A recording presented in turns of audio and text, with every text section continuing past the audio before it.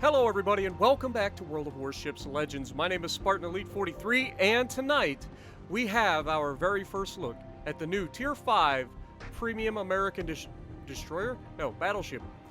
The Primal, aka Kong. So, with that being said, let's look at our commander. We're using William Sims. We're using Andrew Cunningham and Paolo de Revel as our commander inspirations. We are using Flammable Cannoneer, Gyrating Drill Bits, Marksmanship, and Emergency Specialist with Will to Rebuild. The ship itself is outfitted with Main Battery Mod 2 and Steering Gears Mod 2. Alright, flag, community contributor as always, and the permanent camo that comes with the ship. We are using the spotter plane as well as the epic battle booster in the battle that you're going to see.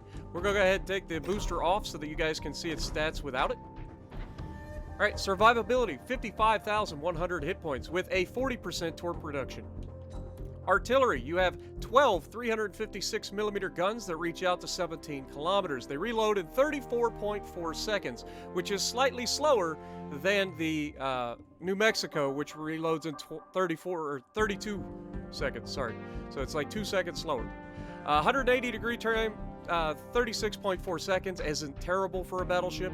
HE shell damage of 5,000 with a 30% chance to set fires, and the AP shells of 11,550 maximum damage. 127mm Mark 7 secondaries, you got 6 of those, reach out to 4 kilometers, and have a 7-second reload time. And they fire HE with 1,800 maximum damage and 6% chance to set fires. You also have 127mm Mark 19s. You have 8 of those that reach out to 4 kilometers and reload in 4.5 seconds. And do 1,800 damage with 9% chance to set fires. AA defense, you have 39 20mm whatever that is, Olercons, Mark 4s. They do 140 damage per second and reach out to 2 kilometers. You got also 40 40mm Bofors doing 159 damage per second, reaching out to 3.5 kilometers. And you have 8 127mm secondaries that are reaching out to 4.2 kilometers and do 58 damage per second. Maneuverability, just 18.9 knots in the Primal with our current build. Turning circle radius of just 640 meters, and rudder shift of 12.2. The turning circle on the American Dreadnoughts is best in class, just period. I don't think there's a single battleship outside of the American Dreadnoughts that turn as good as these. So keep that in mind. Concealment. You have 14-kilometer surface detection with an 11.7 by air, as well as a 2 always guaranteed, and a 12.7-kilometer detectability while firing in smoke. Now, for armor, you have pretty decent armor for such a low tier, but you have 25 millimeters of bow armor, meaning you can be overmatched by 15-inch guns and larger. The deck armor, let's see. Casemate. It's not showing the deck. Deck, nabbit. Oh, it's because this is the deck armor. Yeah, so deck armor is 25 millimeters as well. And then, of course, Citadel is submerged for the most part, unless you turn hard. But it is pretty decent, and it extends beyond the front gun and extends all the way to beyond the rear gun.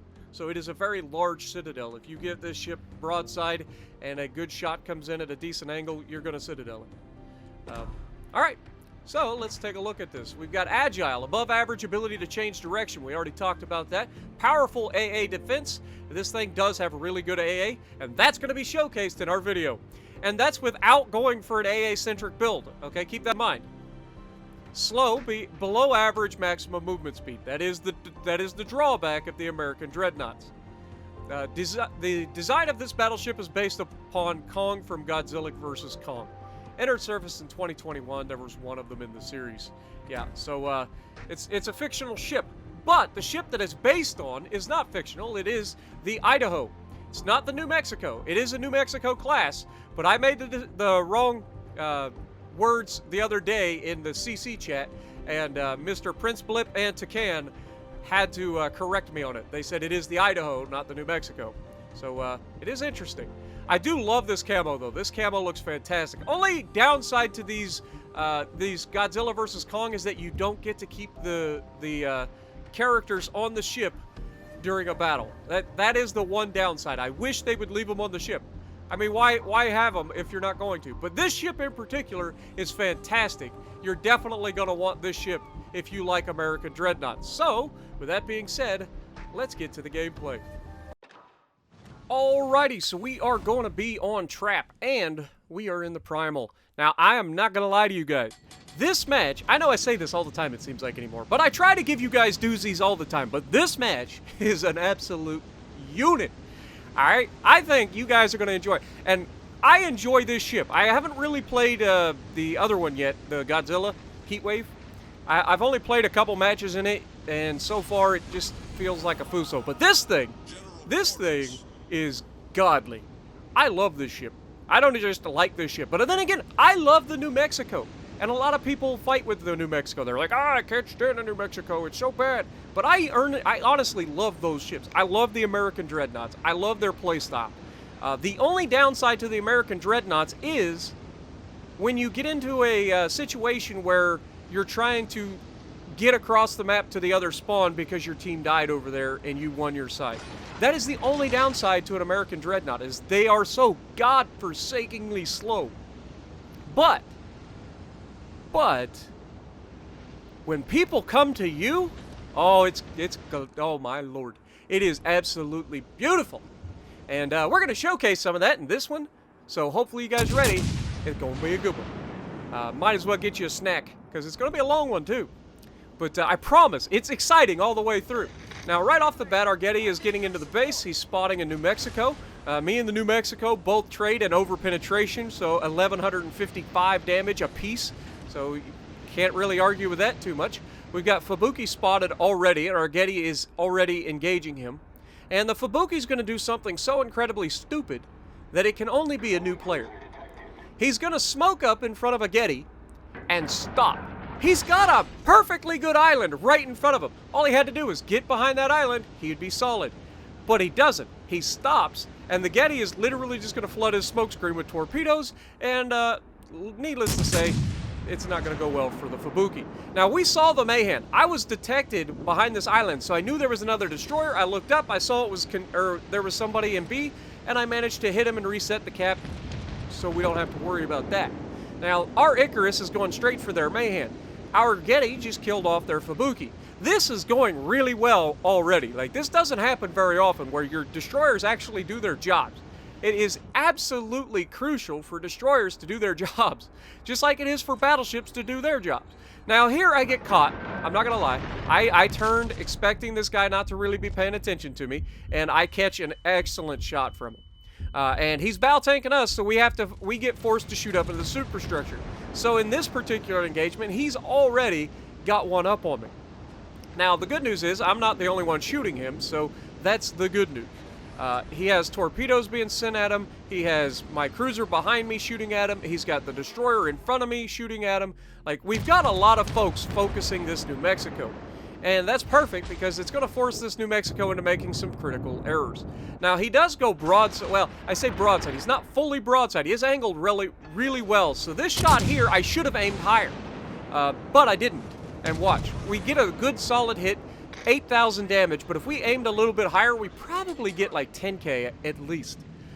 Because we ended up shattering and ricocheting some shots off of the belt armor. The American Dreadnoughts are very well armored. And that's why I like to do the Dreadnought Shuffle. I call it the Dreadnought Shuffle. It's me, I coined that. That was my thing, okay? But I call it the Dreadnought Shuffle because they turn so freaking well. You can bow tank the enemy's incoming shells and then turn out and get a full broadside off and turn back before they can get reloaded. It really, really does work. Now, with the help of our carrier, our cruiser, and our destroyer, down goes the New Mexico. However, we do lose our Icarus in the process, but he manages to trade and kills the Mayhem over there in Bravo, which is going to allow our cruiser to potentially take B. Now, right here, I am going to be heading back. We're paying attention to the carriers, which is something that you need to start doing, guys. Make sure you're paying attention to when carriers are trying to attack you. We've already got 5 planes shot down. American Battleship AA is very, very good, even without AA-centric builds. Now, the only downside is the guns tend to not shoot any planes down until they've already dropped their ordnance. So keep that in mind. You might shoot one of them down on the way in, but generally speaking, the game waits until until they drop their torpedoes or their bombs before they immediately get nuked by all of the AA. So keep that in mind. But you also have to start actively trying to avoid as best as we can.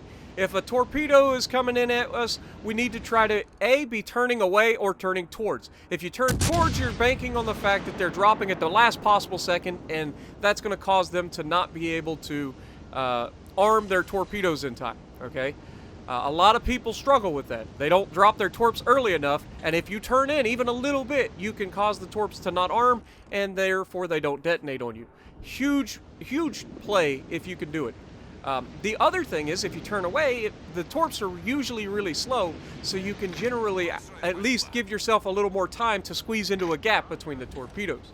And we're going to showcase all of this, as well as how to avoid the HE bombs as in this match, so keep that in mind as well.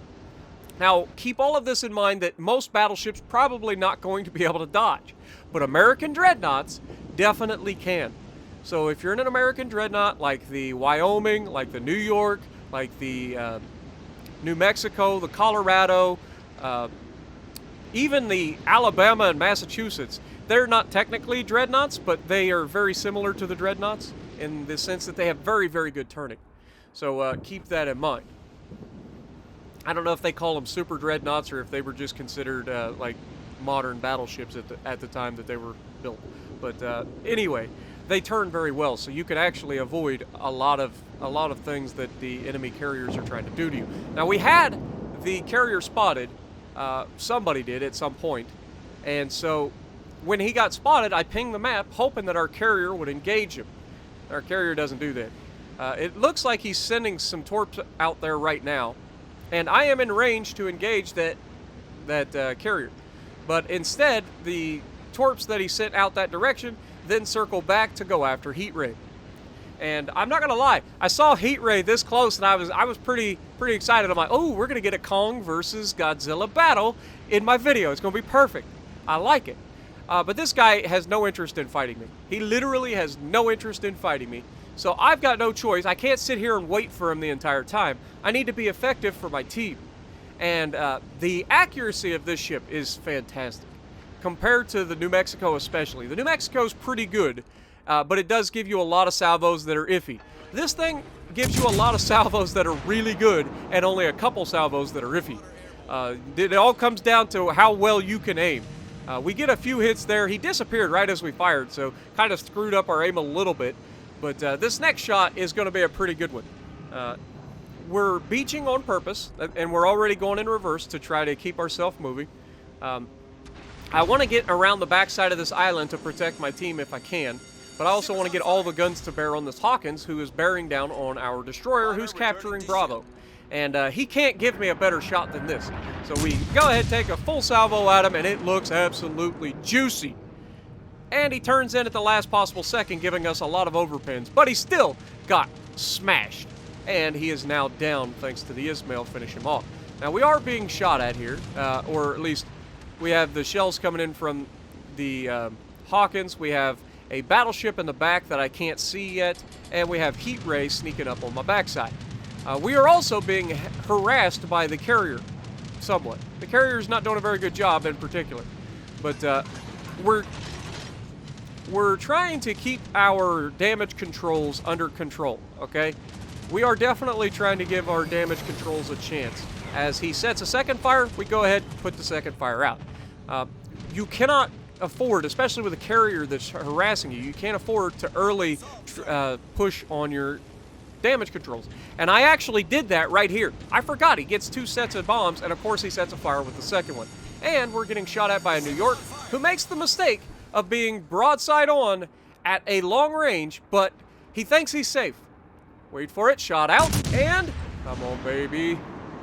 It is an absolutely gorgeous salvo, by the way. But we don't get a chance to see it because, wait for it, boom! dropping the hammer, getting 2 citadels, taking us up to 53,000 damage already. And now, we saw that the heat wave was starting to push forward on us, so we're already rotating our guns, getting our guns to the right place. Remember, the guns on battleships, not exactly fast, so you've got to be planning ahead. We're trying to get our guns to the right spot, and as soon as Heat Ray comes around the corner, he gives us a full broadside. We're well angled. We don't have to worry too much. He's given too much broadside, so we're going to be able to punish him, and we get an easy 10K. And now he's going to turn in and bow tank us, and this is where I get my Dreadnought Shuffle wrong. I should have waited for him to shoot me again, because he's doing the same thing I'm doing. He's doing a Dreadnought Shuffle. He's literally firing, he's given a broadside, he fires his guns, and then he goes back to bow tanking. That is the Dreadnought Shuffle. And you can see it's very effective, even against a Fuso. I forgot that the Fuso still has enough armor to deflect those rounds. I thought maybe I could go through it, but I was wrong. But we get a good shot here with the rear guns, and we absolutely punish him. However, we are over-angled. Instead of turning back in towards him, fearing a ram, I literally thought we were about to get rammed here. So I am going to turn all the way back out. And that is going to give him the chance to absolutely remove him. But it's also going to open him up for me. And I fired this a little too early, thinking it was the rear guns instead of the front guns. And the front guns have a different firing angle on that same shot than the rear guns would have. And he punishes me, almost killing me in the process. But now we know it's the rear guns, and we finish him off, no problem. 5 penetrations, and down he goes. We have very little health left. Our team is as far away from everything as possible. But they're already celebrating. This is game over. They think this game is over. There's still a man left, and he's in a carrier that he doesn't even need to be shot in. All right, I would love for a teammate, especially a destroyer, to come over and assist with at least will to rebuild, because I am out of heals. So unless I have an absolute godly defense versus a carrier, I'm going to be in a lot of trouble. And fortunately for me, we're about to put on a clinic in how to avoid enemy aircraft. Now, obviously, a lot of this is going to come down to it just not necessarily being a good enemy aircraft carrier player. But look at this. We'd already started turning in, and we managed to slip those torpedoes from a very close drop. That is the power of an American Dreadnought. Absolutely godly turning ability for a battleship. No other battleship in the game, other than a New Mexico or another American battleship, would have been able to do that. And because we know he's still in the area, we managed to avoid his other torp. Now we're up to 22 planes shot down already. And this man ain't done sending them at us yet. Make that 23 planes, or 24 planes, sorry. We're not done. This man ain't done yet. He's like, well, dang it. This guy's either really good, or I'm just really bad at playing carrier. I don't know which, but I'm going to keep sending stuff at him. So he's bringing some more torp planes in. Now remember, you want to try to make it so that you're heading towards the torps if possible, because that is the hardest thing for a carrier to actually torp, because you have to release them early, which generally means that you don't get a good spread. You want as tight a spread as possible as a carrier player, so you want to wait until the last possible second to drop. And so a lot of times these guys come in, and you can see I'm already starting to turn in. I want to go towards the center of the formation of the torps. He does get them away a lot earlier this time, and we are going to take one torp on the bow. And, of course, it causes flooding. But our damage con is ready, so we're able to take advantage of it. Now, you can see I'm trying to shoot this Ranger, but we don't have the gun arc to go over this mountain, unfortunately. But I know where he's at, and I know he's going to continue to try to kill us. So I am going to beeline it so that I have a shot on this guy in case our carrier is able to continue to spot him. Now, our carrier makes a stupid play here by not keeping him spotted and instead feeding his planes to the AA of the Ranger. Don't do that. I need you to spot him. I can take care of him. I just need you to spot him. And unfortunately, that isn't what happens. Now we've got AA or HE bombs coming in from an American carrier, and I'm sitting here going, oh God. So we wait until the last possible second, giving him a chance to drop while we're going horizontal, and then we turn in as hard as we can. And we manage to make him miss just missed. But we managed to make him miss regardless. And he's got another shot at it, so once again we wait, and then we start turning back as hard as we can. Unfortunately, this time he does manage to hit us, I believe. We do get 2 more. No, we shot him down. I forgot. We shot all of his planes down. We're up to 31 planes shot down with a battleship that is not built for AA. I am not a AA battleship. I didn't put all the skills in there for the AA. Imagine if I had Kong with Kong, but then the Ranger had charged me, and I respect the heck out of this guy for doing this. He charges me for one reason, and that is he doesn't want to sit out there and die for nothing, or sit out there and not die. So I appreciate you, Ranger, for coming up, making it a fun match. We had a heck of a battle, guys. 123,000 damage. The Death Strike coming at the very end. 31 planes shot down. The most I've ever shot down in a match. 2,600 base coming in second to the Getty. So if you like what we're doing, punch the like button. Leave a comment below. Subscribe to the channel if you haven't already. And as always, I will see you in the next video.